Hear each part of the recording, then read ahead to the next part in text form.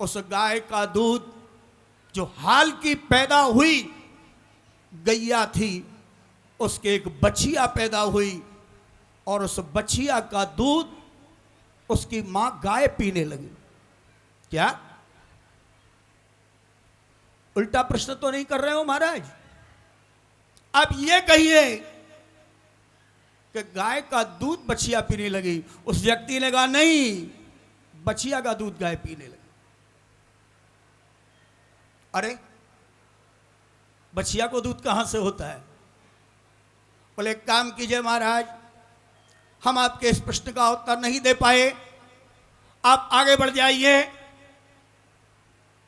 उत्तर के दरवाजे पर हमारे संपूर्ण भाइयों में सर्वश्रेष्ठ, बहुत ही सुंदर नकुल, कुल में जिनके समान कोई सुंदर नहीं है, ऐसे वो नकुल खड़े होंगे।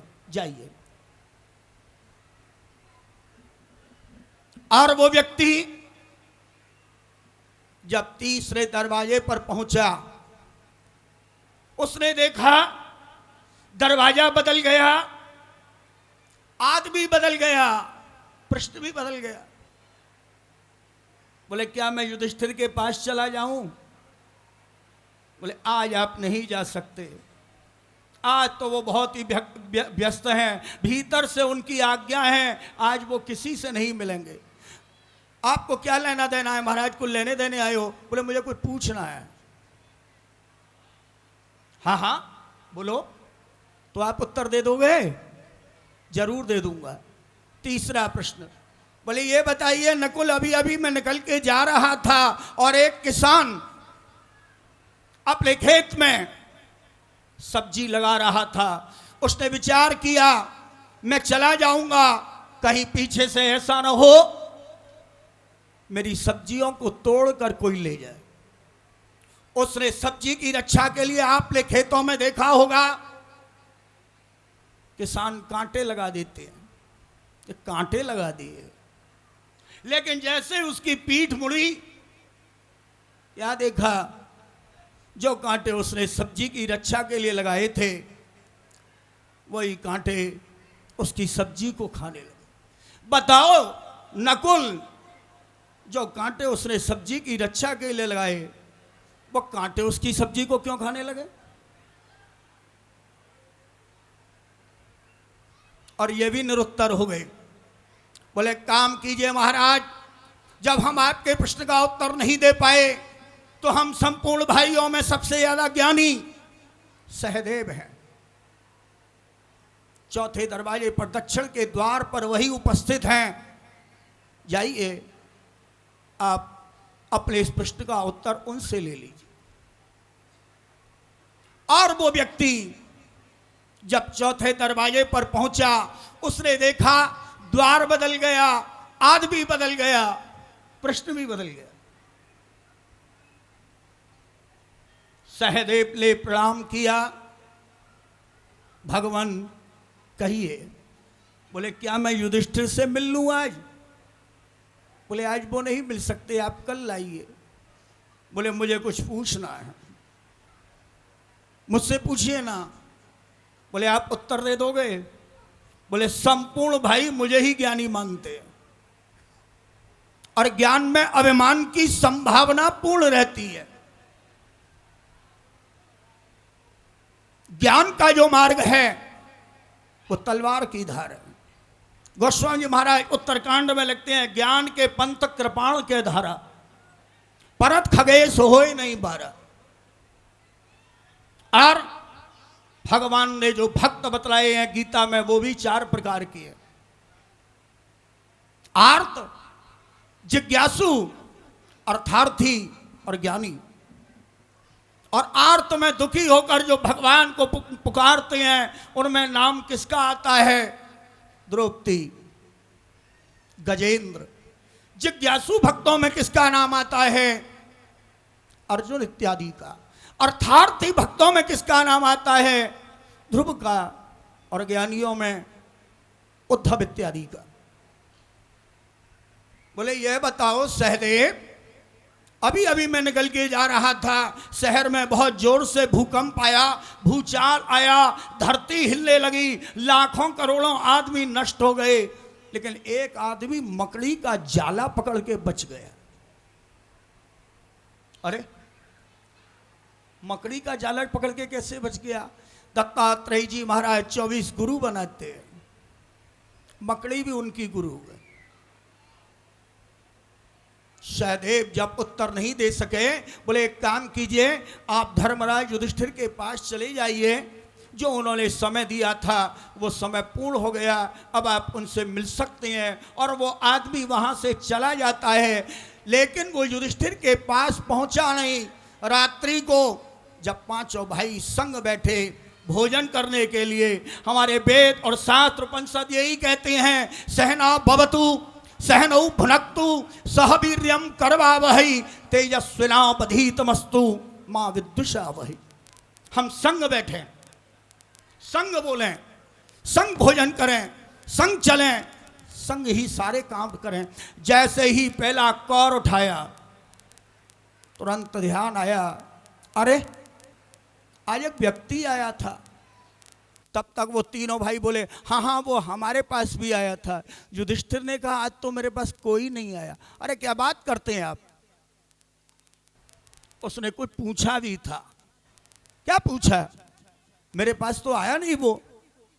भीमसेन ने कहा, सबसे पहले वो मेरे ही पास आया और उसने प्रश्न किया था कि एक डोल से 10 घड़े भर गए, 10 घड़ों का पानी एक डोल को नहीं भर पाया। बोले तुमने क्या उत्तर दिया? बोले मैं उत्तर दे ही नहीं पाया। बोले तुम खाते बहुत हो ना, कम खाया करो, थोड़े बहुत खा लेते हो ना, बुद्धि भी विकृत हो रही है। तुम लोगों के मन स्थिर नहीं है। मनेव मनुष्याणाम कारणम बंधमोक्षयो। मनुष्य का सबसे बड़ा शत्रु कौन है? मन। आप लोग मन लगाकर कथा सुनिए। बस मेरा दृष्टांत ये कहने का मतलब यही है, जितना आप मन को एकाग्र करेंगे। बार बार भगवान श्री कृष्ण अर्जुन से गीता में यही कहती हैं, मन मुझ में लगा, मन मुझ में लगा। और जब वो ये कहता है महाराज कि चंचलम ही मन कृष्ण प्रमाथि बलभद्रणम, हवा से भी यदि कोई दुष्कर वस्तु है तो मन है। मन कैसे आपके चरणों में लगाऊं? और भगवान योगेश्वर श्री कृष्ण उत्तर देते हैं, बोले मन लगाने के 2 ही मार्ग हैं, अभ्यासेन तु कौन्तेय वैराग्येण च गृह्यते। या तो तू बैरागी हो जा, या मन का अभ्यास कर। पहले दिन 1 मिनट, दूसरे दिन 2 मिनट, तीसरे दिन 3 मिनट। मन भागता हो तो भागने दे, फिर खींच के ला। मन के हारे हार है, मन के जीते जीत। मन ही मिलावे राम से, मन ही करे फजीत। बोले तुम उसका उत्तर नहीं दे पाए। अरे भीमसेन, प्रश्न उसका एक था पर उसके उत्तर 2 हैं। क्या उसके 2 उत्तर हैं? हाँ। उसने तुमसे पूछा, एक डोल से 10 घड़े भर गए, लेकिन 10 घड़ों का पानी एक डोल को नहीं भर पाया। और इसका एक सीधा सा उत्तर है, एक पिता माता 10 पुत्रों को पाल के तैयार कर देते हैं। आज 10 पुत्रों पे माता पिताओं को नहीं पाला जाता है। आज तो लोग माता पिताओं का भी बंटवारा कर लेते हैं, 3 महीने तुम रख लो, 3 महीने हम रख लेंगे। तुम लोगों का मन ठीक नहीं है, इसलिए तुम उसके उत्तर नहीं दे पाए। और दूसरा इसका उत्तर यह है, पहले समय में घर में एक आदमी कमाता था, 10 बैठकर खाते थे। आज 10 कमाते हैं, एक व्यक्ति का पेट भारी हो जाता है। चलो छोड़ो अर्जुन, तुमसे क्या पूछा? बोले मेरे से तो उसने ये प्रश्न किया, बछिया का दूध गाय पीने लगी। बोले तुम समझ नहीं पाए, बछिया कौन है और गाय कौन है? बछिया उसकी बेटी है, गाय उसकी मां है। पहले लोग बेटी का अन्न और धन नहीं खाते थे। बछिया का दूध गाय पीने लगी। कल युग में लोग बेटी के घर का भोजन भी करेंगे, उसका अन्न भी खाएंगे, उसका धन भी खाएंगे। आजकल लोग एक प्रश्न हमसे करते हैं, बोले महाराज जी बेटा और बेटियों में फर्क ही क्या है? जब हम बेटे का खा सकते हैं तो बेटी का क्यों नहीं खा सकते हैं? बहुत बड़ा फर्क है। आप लोग खुद ही विचार कीजिए, बेटी का जब आप दान कर देते हैं, कन्यादान, क्या दान की हुई वस्तु के घर में आप भोजन कर लेंगे? तो क्या हमारा शास्त्र आदेश नहीं देता है कि बेटी के घर भोजन नहीं करना चाहिए? हां, बेटी के घर तब तक भोजन नहीं करना चाहिए जब तक बेटी के बेटा न हो जाए और उसका पुत्र कमाने योग्य न हो जाए। जब तक दौहित्र बड़ा न हो जाए हम भोजन नहीं कर सकते। हम उसका उत्तर ही नहीं दे पाए। उसका उत्तर यह है, बचिया बेटी है, गैया उसकी मां है। हमें बेटी के अन्न और धन से बचना चाहिए। पूछो नकुल, तुमसे क्या पूछा? मेरे सोच ने ये पूछा, कांटे सब्जियों को खाने लगे। क्या उत्तर दिया? उत्तर नहीं था। क्यों नहीं था उत्तर? श्रीमद् भागवत में आता है, श्री सुखदेव जी महाराज जब राजा परीक्षित को कलयुग का वर्णन करते हैं, बोले कलयुग में जो रक्षक होंगे वही सबसे बड़े भक्षक होंगे। नृपाश्चौरा भविष्यन्ति संप्राप्ते तो कलौ युगे। कलयुग के जब राजाओं का वर्णन किया तो बोले कलयुग में जो राजा होगा वही सबसे बड़े चोर होंगे, वही प्रजा का भक्षण करेगा। और सहदेव आपसे क्या पूछा? बोले मेरे से दोस्त ने ये पूछा,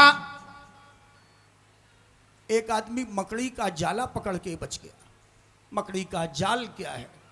श्री दत्तात्रेय जी महाराज जब 24 गुरुओं का वर्णन करते हैं, पृथ्वी वायु और आकाश, तो जब वर्णन कर रहे थे उसमें जब मकड़ी का नाम आता है, पृथ्वी वायु और आकाश आपो अग्निश्चंद्रमा रवि कपोतो अजगर सिंधु पतंगो मधुकृत गज, तो जब वर्णन आ रहा था राजा यदु पूछते हैं आपने मकड़ी से क्या सीखा? बोले मकड़ी में इतनी ताकत होती है कि जब वो अपने जाल को बनाती है, चली जाती है, घूम फिर के निकल आती है, जाला नहीं टूटता है। लेकिन जब कोई मच्छर या मक्खी जाएगा तो उस जाल में फंस जाता है और मकड़ी उसका भक्षण कर जाती है। मकड़ी का जाल क्या है? अभी भागवत में ये बता रहे थे कि श्रीमद् भागवत के 10 लक्षण है और 10वां लक्षण आश्रय है। और आश्रय सबसे बड़ा किसका है? ठाकुर जी के चरणों का। मकड़ी का जाल पकड़ के बच गया, इसका क्या मतलब? मकड़ी का जाल पकड़ के क्या बच सकता है? ठाकुर जी के चरण यदि पकड़ लिए, भगवान के चरणों का यदि आश्रय ले लिया, कोई आदमी भगवान से सर्वांग, जब तक भगवान के संपूर्ण शरीर में भक्ति भरी पड़ी है, लेकिन भगवान से कोई सर्वांग की भक्ति क्यों नहीं मांगता है? चरणों की भक्ति क्यों मांगता है? क्योंकि भक्ति भगवान के चरणों में। जिसने प्रभु के चरणों का आश्रय ले लिया वो जीवी संसार सागर से पार हो जाता है। युधिष्ठिर महाराज कहते हैं वो व्यक्ति मेरे पास इसलिए नहीं आया, मैं सत्यवादी हूं, मेरा मन एकाग्र है, और मेरे पास आने से पहले वो कपूर की तरह उड़ गया। और जानते हो वो कौन था जिसने तुमसे ये प्रश्न किए? वो था कलयुग। हमें चेतावनी देने आया था। हम लोगों का भी समय पूर्ण हो चुका है, इसलिए मैं ज्यादा कुछ न कहकर गिर को उठाए ब्रज गोप को बचाए लीनो, राखो व्रत नेम धर्म भीष्म ब्रह्मचारी को। इन सब में कथा छिपी हुई है। गिर को उठाए ब्रज गोप को बचाए लीनो, राखो व्रत नेम धर्म भीष्म ब्रह्मचारी को, राखो गज घंटा तले बालक विहंगम को, राखो व्रत नेम धर्म पांडवन की नारी को, राखो धर्म नेम व्रत भारत में पारथ को। हाँ को है रथ सुदर्शन चक्रधारी ने, दद्दू कवि कहें हो तो कोट काम बार डारो, मोय तो भरोसा एक ऐसे गिरधारी को, मोय तो भरोसा एक ऐसे गिरधारी को, मोय तो भरोसा एक ऐसे गिरधारी को। अधिक कुछ न कहते हुए और हमारे सम्माननीय श्री जी पीठाधीश्वर मनीष कृष्ण जी, इनके पिताजी मेरे मित्र हैं, मेरे तो ये बालक के ही समान हैं, बैठे हुए हैं। आशीर्वचन के रूप में दो शब्द ये भी कहेंगे और सामने श्रोता मंडली में हमारे विद्वान पंडित लोग भी बैठे हुए हैं, सभी उपस्थित हैं। इनके आशीर्वचन के बाद में मुख्य यजमान और हमारे श्री कृष्ण जन्मस्थान सेवा समिति के नंद किशोर जी, उनकी मंडली और इसके अतिरिक्त शेखर अग्रवाल, राजू जी रद्दी वाले और भी श्री गोपेश्वर नाथ जी मौजूद होंगे और जन्मस्थान के ही विजय कुमार, विजय बहादुर सिंह, सभी लोग